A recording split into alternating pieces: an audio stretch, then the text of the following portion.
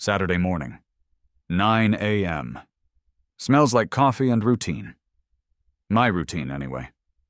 Drive over to Dad's place, check in, make sure he's good. George. 70-something, independent as hell, blind as a bat for the last 10 years thanks to macular degeneration. Doesn't stop him much, though. Especially doesn't stop his garden. "Morning, Dad," I call out, letting myself in the back door, 2 coffees in hand. "Brought the usual." "Mikey," his voice comes from the living room, warm and familiar. "You're right on time. Planted those new basil seedlings yesterday, right by the tomatoes. Smell amazing." That's Dad. His world is smell, sound, touch. And his garden. Man, his garden is his masterpiece. It's not huge, just a suburban backyard plot, but it's immaculate. Roses he can identify by scent and petal texture, tomatoes he tracks by feel, herbs lined up like soldiers. It's his sanctuary, his connection to the world he used to see. And the key to it all? The path. 3 feet wide, winding perfectly from the back patio, looping around the raised beds. Smooth concrete. Dark gray. Almost black. I poured it myself 5 years ago, right after he completely lost his sight. Extra smooth finish, slight guiding lip on one edge he can follow with his cane or his foot. It gives him freedom in his own backyard. Safety. I pour his coffee into his favorite mug, the one with the chipped handle he can identify instantly. "Heading out back to check on those seedlings with you?" I ask. "In a minute," he says. "Just finishing this chapter." Audiobook. His other lifeline. "Okay, be right back." I grab my coffee and head for the patio door, eager for a blast of fresh air and the scent of Dad's roses. I slide the door open, step out onto the patio, take a sip, and freeze. What the hell? The path. Dad's path. It's gone. Not gone, exactly. Buried. Covered, end to end, under a thick, lumpy layer of gravel. Ugly, pale gray, 1-inch landscaping gravel. The cheap, sharp kind that shifts and rolls under your feet like marbles made of razors. It's jarring. Wrong. Like someone threw a bucket of paint on a piece of art. My coffee cup lowers slowly. Disbelief wars with a sudden, hot surge of anger. Who would do this? Why? Then I hear it. A faint shuffling from inside. Dad. He must have finished his chapter. "Dad, wait!" I call out, turning quickly. Too late. He's already at the threshold, cane tapping familiar concrete, then hitting loose gravel. His balance wavers, a startled gasp escaping him as his foot slides. He catches himself on the doorframe, knuckles white. "Whoa," he gasps, breathing heavily. What is that? Did a truck spill something?" I rush over, steadying him. "Easy, Dad. It's gravel. Someone covered the path in gravel."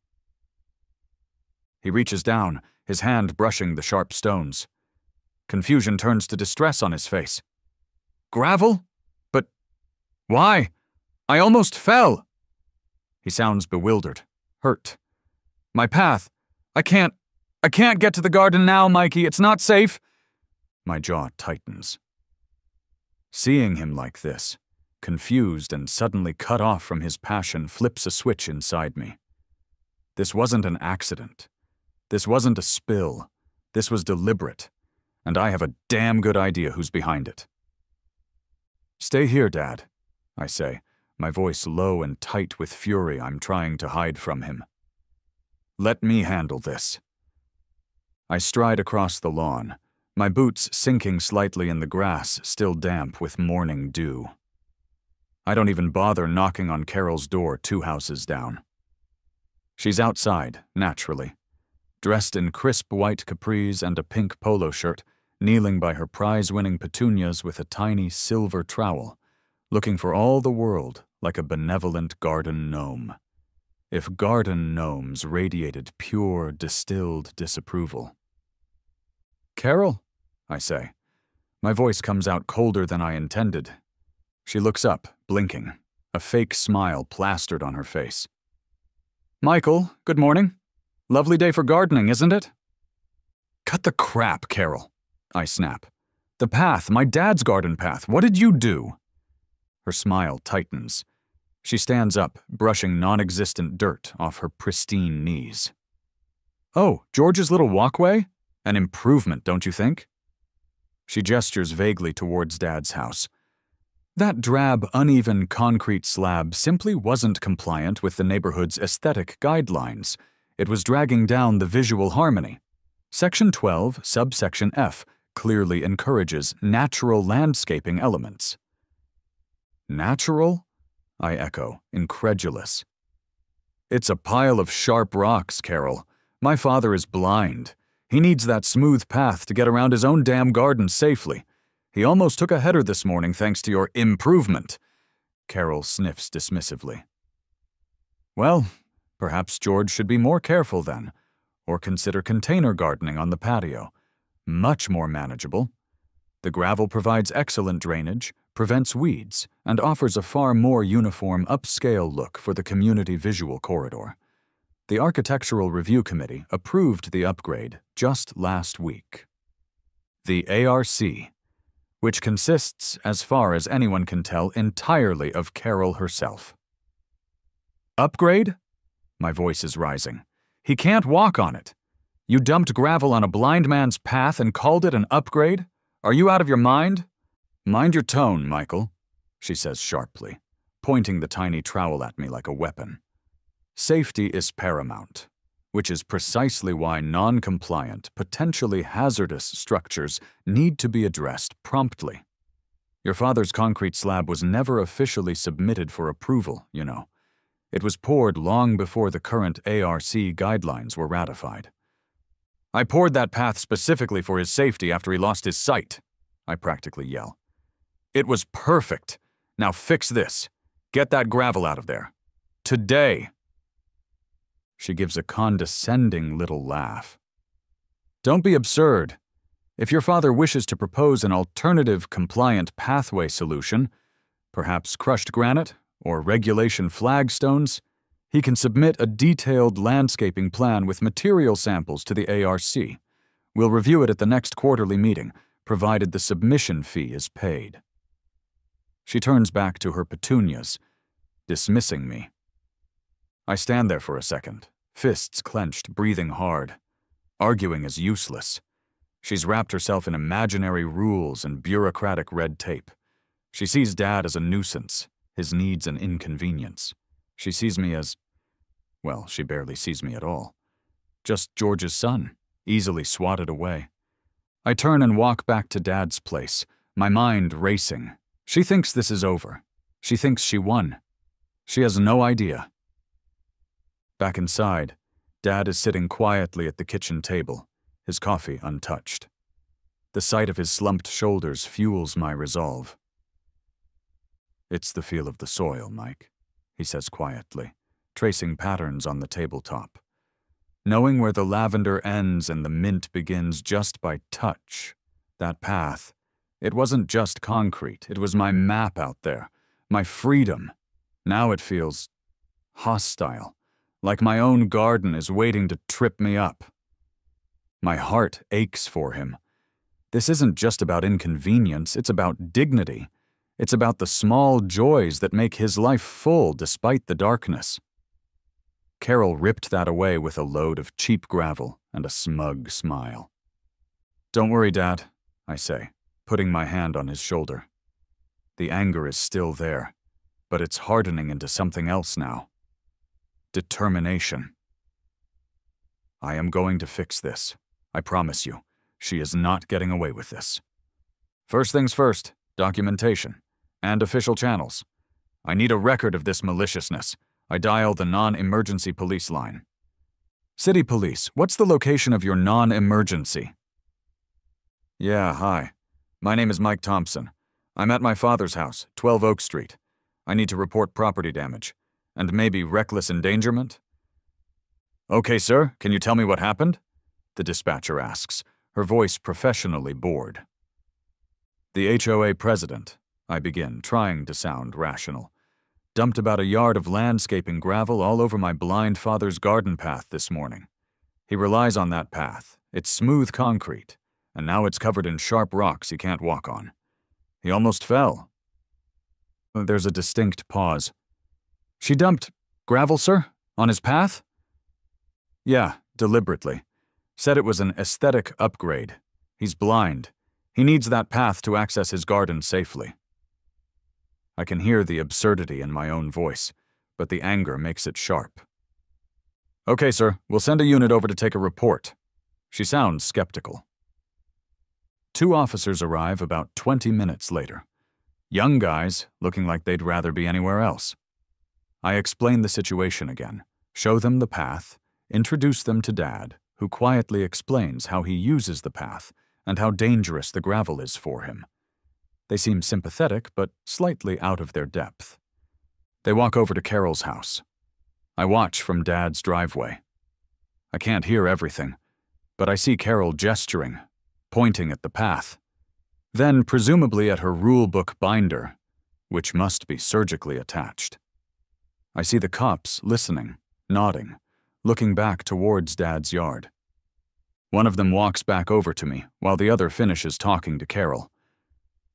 Mr. Thompson, he says, flipping his notebook shut. We spoke with the HOA president. Understatement of the year. She claims the concrete path was non-compliant with HOA regulations, and the gravel is an approved landscaping material. Did you explain my dad is blind and needs that path? I ask, trying to keep my cool. We did, sir, and we explained that deliberately creating a hazardous situation, especially for a vulnerable resident, could be construed as harassment or even endangerment. He sighs. Honestly, it's mostly a civil matter, an HOA dispute. We've documented the situation, filed a report under property damage due to the circumstances, and warned her about harassment. But we can't force her to remove the gravel or restore the original path. You'd likely have to take that up in civil court or through the HOA dispute process. Great, exactly what I expected. Useless. Carol watches them leave from her porch, arms crossed, radiating smug victory. I thank the officers, get the report number, and watch them drive away. Frustration boils inside me. Civil court? HOA dispute process? That could take months, years even. Meanwhile, Dad can't use his garden. Carol wins. I stare at the ugly gray gravel, then at Carol's perfectly manicured lawn. I think about the feel of smooth, freshly poured concrete under a trowel, the weight of it, the permanence. Wait a minute. Concrete. My business. Thompson and Sons Concrete. We pour foundations for skyscrapers. We lay miles of highway curbing.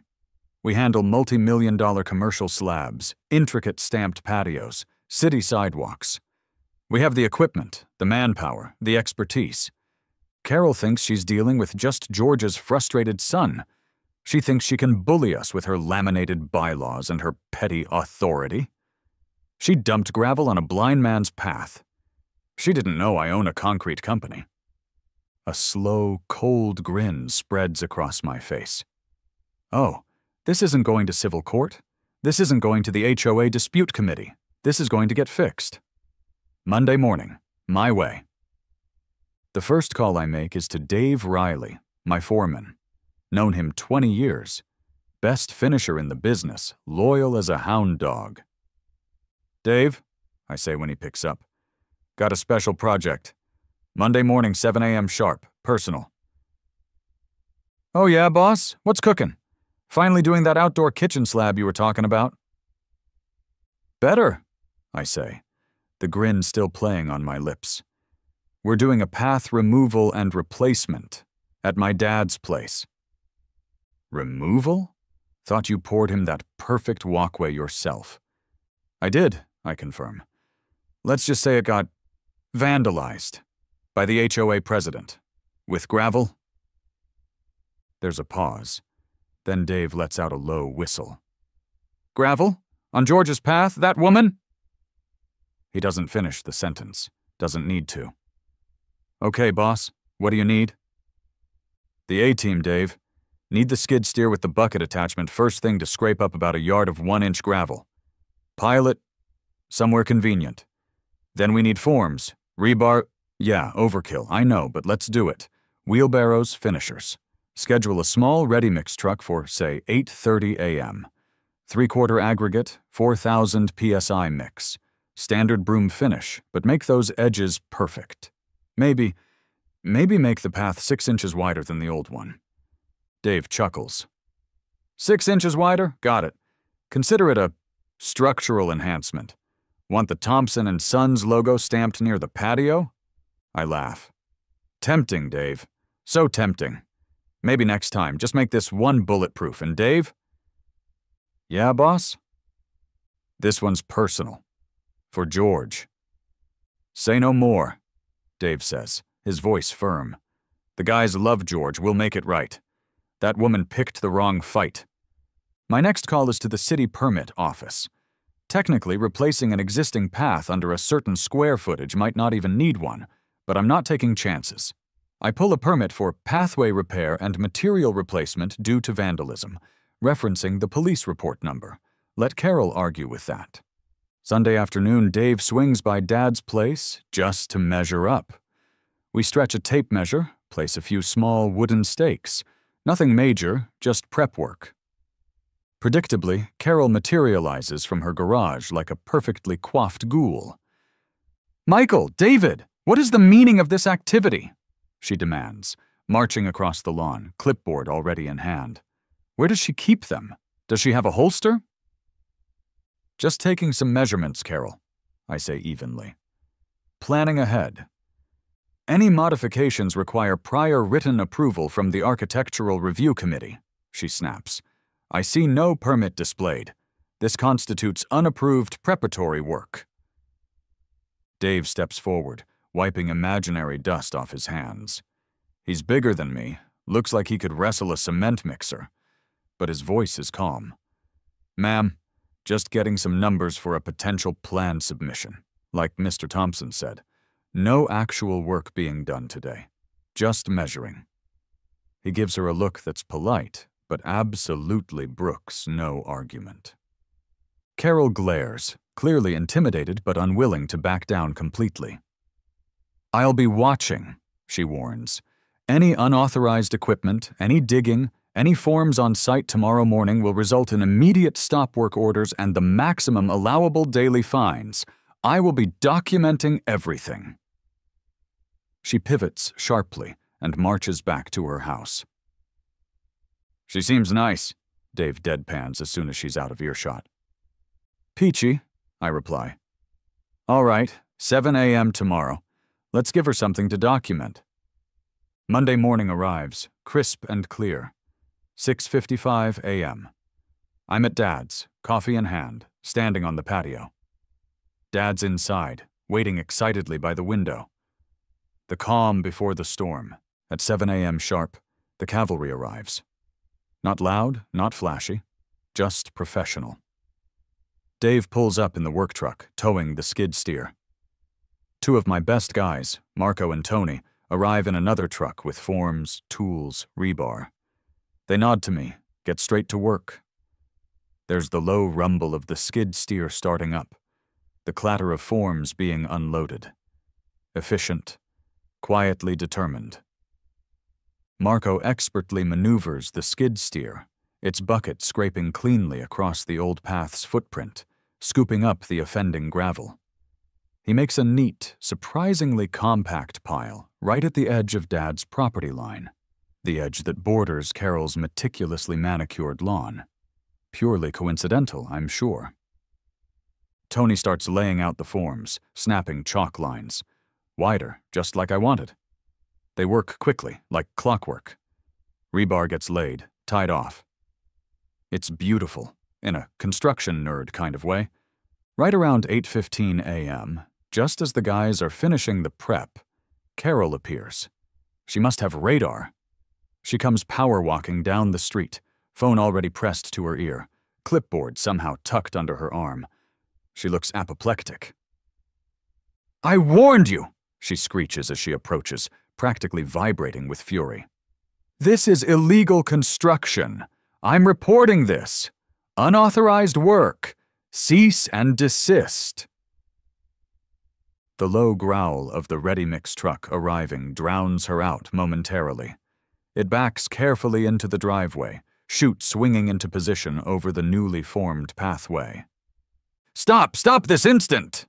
Carol shrieks, waving her arms frantically at the driver, who just looks confused. "I'm calling the police! You're all in violation!" I walk calmly towards her, holding up a piece of paper. "Morning, Carol. Lovely day for some repairs, isn't it?" She glares at the paper. "What is that?" "City permit," I say pleasantly, "for pathway repair and material replacement due to vandalism. Police report number referenced right there. All perfectly legal." But the HOA?" she sputters. "You didn't get ARC approval, the materials, the width. It's non-compliant." "Carol," I say, letting the calm satisfaction wash over me. "This isn't an HOA matter anymore. This is my company, Thompson & Sons Concrete." I gesture to the logo on the truck on Dave's jacket. "Fixing the damage you caused to my father's property. We handle multi-million-dollar commercial pours, city infrastructure projects. Pouring a perfect, safe, slightly wider path for my blind dad?" I shrug. "Pretty straightforward. Now, if you'll excuse us, we have concrete to pour." I signal to the driver. The chute lowers, and the beautiful gray mix starts flowing into the forms. Marco and Tony expertly guide it. Dave stands ready with the screed board. Carol looks stunned. "Your company?" she whispers, the fight visibly draining out of her. She stares at the truck, at the professional crew, at me. The penny finally drops. She wasn't dealing with just George's son. Just then, a police cruiser pulls up. Carol points frantically. "Officers! Arrest them! Illegal construction. They don't have HOA approval." The cop who gets out sighs heavily. I recognize him from Saturday. "Okay, folks. What is it now?" Carol launches into her tirade. I calmly present the city permit again, explain we're repairing documented vandalism, and introduce myself as the owner of the concrete company performing the work. The officer looks at our professional setup, the permit, the smooth concrete flowing into place, then looks at Carol, who is starting to look slightly unhinged. "Ma'am," the cop says, his voice flat, "this appears to be a permitted repair job on private property addressing damage that was previously reported. We documented that damage ourselves. Unless you have a court-issued stop work order, which I highly doubt you could get for repairing vandalism you allegedly caused, this is not a police matter." "But the bylaws," Carol wails, clutching her clipboard like a life raft. "The aesthetics. It's wider." "That's between the homeowner and the HOA board, ma'am," the second officer says, already walking back to the car. "Have a nice day." He gives Carol a look that strongly suggests she should stop calling them. They drive off. Carol just stands there, utterly defeated, as the last of the concrete flows into the forms. Dave and his guys expertly screed it smooth, run the edger, and apply a perfect broom finish for traction. The pile of gravel sits accusingly near her petunias. My crew starts cleaning their tools, efficient and professional to the last. The path is poured, solid, permanent, safe. Over the next couple of days, the concrete cures under plastic sheeting. I come by and pull the forms myself on Wednesday. It looks fantastic. Perfect edges, beautiful finish, solid as bedrock. The real payoff comes when Dad steps out. Cane in one hand, my arm steadying him with the other, just in case. He places his foot tentatively onto the new surface, slides it forward, taps his cane. A slow smile spreads across his face. Oh, Mikey, he breathes, relief and joy washing over his features. He takes another step, more confident now. It's perfect. Smooth, solid, even better than before. He runs his free hand along the clean edge. Thank you. Seeing that smile, feeling the tension leave his shoulders as he takes a few more steps down his reclaimed path, that's the victory. Worth every bit of hassle. Neighbors peek out over the next few days. There are subtle nods, quiet thumbs up when Carol isn't looking. Old Mrs. Gable from across the street brings Dad a plate of cookies. The pile of gravel sits there like a monument to Carol's failure until, finally, she hires some disgruntled-looking teenagers to haul it away late one afternoon. Predictably, a certified letter arrives from the HOA a week later. A fine, $500 for unapproved pathway installation and non-compliant width modification. I smile. I draft a polite letter back. Enclosed are a copy of the police report detailing the vandalism, a copy of the city permit for the repair, and a formal invoice from Thompson and Sons Concrete to the Oakwood Creek HOA for $600. Emergency gravel removal and disposal services. Hazardous material abatement for visually impaired resident. I courteously offer to deduct the $500 fine from our invoice, leaving a balance due of $100 payable to Thompson and Sons. I never hear back about the fine, or the invoice. Funny how that works. Now, weeks later, life is back to normal. Or a new, better normal. Dad's out in his garden every morning, kneeling by his beds, hands happily in the dirt. He moves with confidence on his new path, his map restored. I'm over for our Saturday coffee. We sit on the patio, the scent of roses and basil filling the air. Carol is power walking past on the sidewalk, pointedly looking the other way. Her visor seems slightly askew today. Concrete. It's my lifeblood, my business. Solid, reliable, essential.